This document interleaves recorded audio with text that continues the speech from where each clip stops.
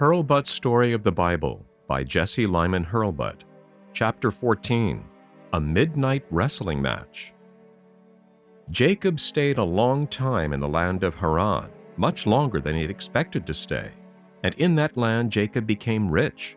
As wages for his work with Laban, Jacob took a share of the sheep and oxen and camels. And since Jacob was very wise and careful in his work, his share grew larger, until Jacob owned a great flock and much cattle.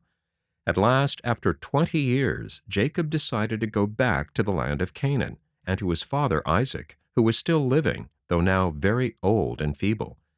Jacob did not tell his uncle Laban that he was going away.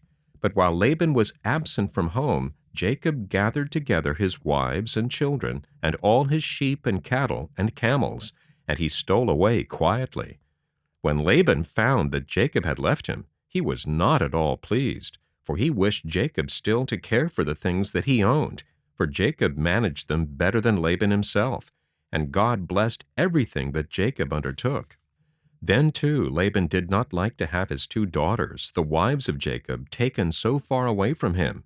So Laban and the men who were with him followed after Jacob. But that night God spoke to Laban in a dream and said, "Do no harm to Jacob when you meet him." Therefore, when Laban came to where Jacob was in his camp on Mount Gilead, on the east of the river Jordan, Laban spoke kindly to Jacob. And Jacob and Laban made a covenant, that is, a promise between them. They piled up a heap of stones, and on it they set up a large rock, like a pillar. And beside the heap of stones they ate a meal together. And Jacob said to Laban, "I promise not to go past this heap of stones, and this pillar, to do you any harm. The God of your grandfather Nahor, and the God of my grandfather Abraham, be the judge between us." And Laban made the same promise to Jacob. And then he kissed his daughters, Jacob's 2 wives, and all of Jacob's children, and bade them goodbye. And Laban went back to Haran, and Jacob went on to Canaan. And Jacob gave 2 names to the heap of stones where they had made the covenant. One name was Galeed, a word which means the heap of witness.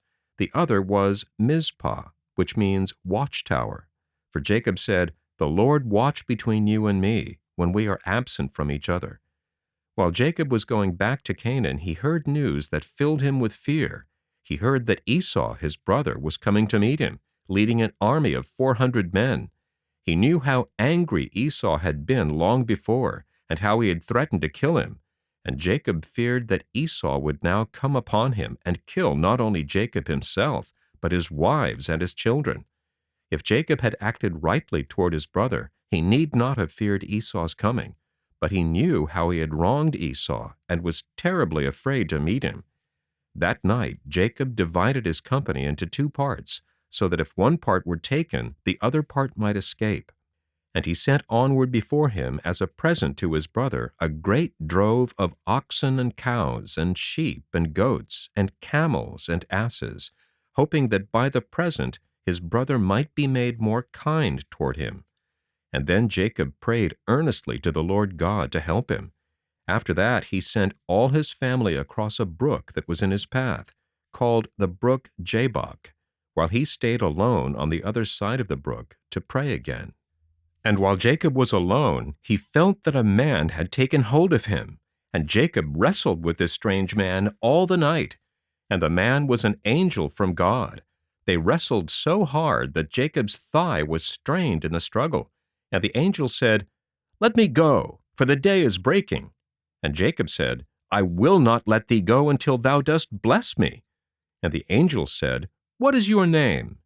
And Jacob answered, "Jacob is my name." Then the angel said, "Your name shall no more be called Jacob, but Israel, that is, he who wrestles with God. For you have wrestled with God, and have won the victory." And the angel blessed him there.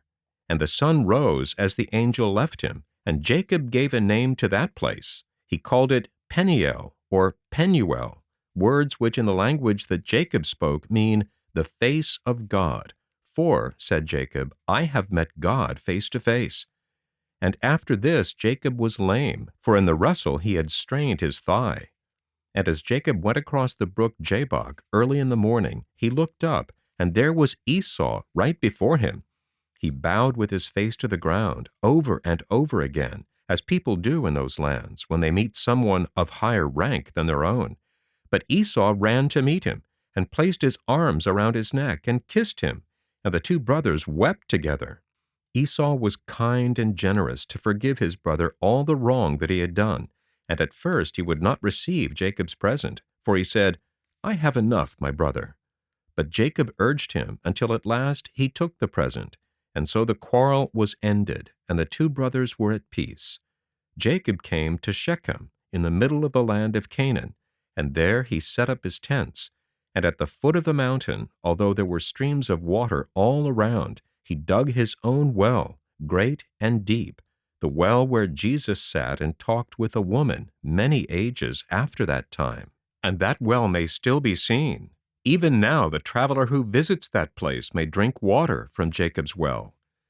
After this, Jacob had a new name, Israel, which means, as we have seen, the one who wrestles with God.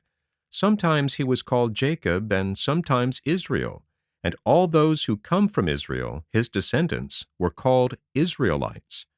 After this, Isaac died, very old, and was buried by his sons Jacob and Esau in the cave at Hebron, where Abraham and Sarah were buried already. Esau with his children and his cattle went away to a land on the southeast of Canaan, which was called Edom. And Jacob, or Israel, and his family lived in the land of Canaan, dwelling in tents and moving from place to place, where they could find good pasture or grass upon which to feed their flocks.